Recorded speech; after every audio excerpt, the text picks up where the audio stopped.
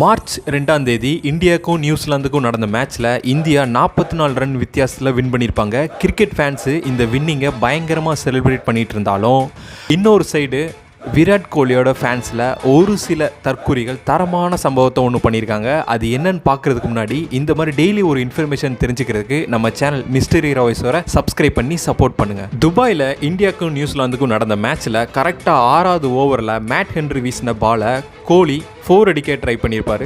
ஆனால் New Zealand player Philips யாருமே எதிர்பார்க்காத விதமாக ஸ்பைடர்மேன் மாதிரி பறந்து அந்த கேட்சை பிடிச்சிருப்பாரு. இதை பார்த்த விராட் கோலிக்கும் சரி, ஒட்டுமொத்த ஃபேன்ஸுக்குமே அதிர்ச்சியாக இருந்தாலும் பிலிப்ஸ் பிடிச்ச அந்த கேட்சை எல்லாருமே பாராட்டினாங்க. கடைசியில் இந்தியா அந்த மேட்ச்சில் 44 ரன் வித்தியாசத்தில் நியூசிலாந்தை தோக்கடிச்சாலும், அது எப்படிடா எங்கள் தலைமை விராட் கோலி அடித்த பாலை நீ கேட்ச் பிடிப்பேன்னு சொல்லி நியூசிலாந்து பிளேயரு கிளென் பிலிப்ஸோட இன்ஸ்டாகிராம் ஐடியை தேடி கண்டுபிடிச்சி கமெண்ட்ஸில் பயங்கரமாக திட்டிருக்காங்க. ஆனால் அங்கே தான் பயங்கரமான ட்விஸ்டே. இவங்க கிளென் பிலிப்ஸ்ன்னு நினச்சி திட்டின இன்ஸ்டாகிராம் ஐடி அவரோட இதே கிடையாது. நம்ம யூஸ் பண்ணுற லைட்டு, ஃபேனு, அயன் பாக்ஸ்னு இதெல்லாம் மேனுஃபேக்சரிங் பண்ணுவாங்களா எலக்ட்ரானிக்ஸ் கம்பெனி பிலிப்ஸ், அவங்களோட இன்ஸ்டாகிராம் அக்கௌண்ட்டில் போய் இவங்களோட வன்மத்தை கக்கியிருக்காங்க. கடைசியாக தான் தெரிஞ்சிருக்கு இவங்க தேடி வந்த பிலிப்ஸ் வேற, இந்த பிலிப்ஸ் வேறன்னு. இதுக்கு தான் சொல்கிறது, படிடா ஒழுங்கா படிடா.